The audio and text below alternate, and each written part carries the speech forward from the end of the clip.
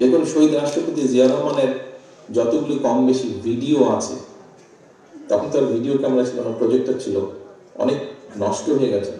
বিশেষ করে আমরা যেটা জানি, বিগত সরকারের সময় অনেক এরকম ডকুমেন্ট যেগুলো সরকারি জিম্মায় ছিল নষ্ট করে ফেলা হয়েছে। তারপরেও যতটুকু আমরা দেখি এখন, দেখবেন প্রত্যেকটি ভিডিওতে, মানে 100টি যদি থাকে তার মধ্যে শতকরা 80টি ভিডিও, 70 থেকে 80টি ভিডিওতে দেখবেন উনি কিন্তু গণমানুষের কাছে হয় গ্রামের মেঠো পথ দিয়ে হেঁটে যাচ্ছেন, অথবা খাল কাটছেন, অথবা গ্রামের কোনো একটি গৃহস্থের সাথে, কৃষকের সাথে কথা বলছেন, অর্থাৎ মানুষের মধ্যেখানে আছেন, অথবা স্কুলের শিশুদের সাথে কথা বলছেন, অথবা শিক্ষকদের সাথে, অর্থাৎ সোজা কথা উনি মানুষের কাছে আছেন। তো আমরা তো ওনারই নেতা কর্মী, আমরা তো ওনারই ফলোয়ার, তাহলে কেন আমরা এই কাজটি করতে পারবো না?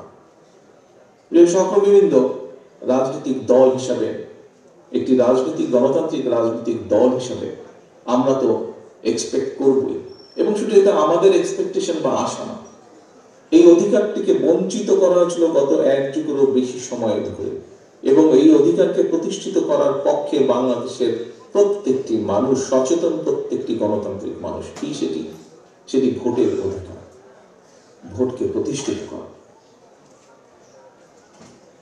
আমি বিগত 1 যুগেরও বেশি সময় ধরে বাধ্য হয়ে প্রবাসে থাকতে হচ্ছে আমাকে। আমি এমন একটি দেশে আছি যেখানে গত 400 বছর ধরে গণতন্ত্র প্র্যাকটিস হচ্ছে। আমরা গণতান্ত্রিক দেশ, উন্নত দেশ, মানুষের গণতান্ত্রিক অধিকারের দেশ বললে প্রথমে ব্রিটেনের কথা চোখের সামনে ভেসে ওঠে।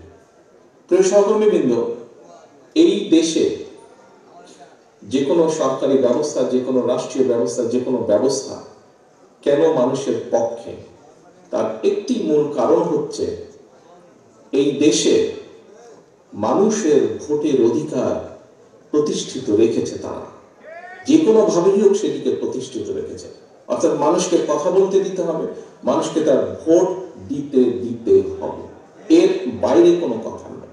এবং তার জন্য একটি জবাবদিহিতা তৈরি হয়েছে, আস্তে আস্তে জবাবদিহিতা তৈরি হয়েছে। সেই জবাবদিহিতা প্রত্যেকটি ক্ষেত্রে, রাষ্ট্র এবং সরকারের প্রতিটি ক্ষেত্রে এই জবাবদিহিতা তৈরি করতে পেরেছে তারা, এবং সেজন্যই এখানে মানুষ নিরাপদ থাকে, এখানে মানুষ রাষ্ট্রকে, সরকারকে ভয় পায় না, বরং সরকার মানুষকে ভয় পায়। এবং সেই জন্য সরকার প্রতিনিয়ত সচেতন থাকে কিভাবে দেশের মানুষকে ভালো রাখা সম্ভব হয়।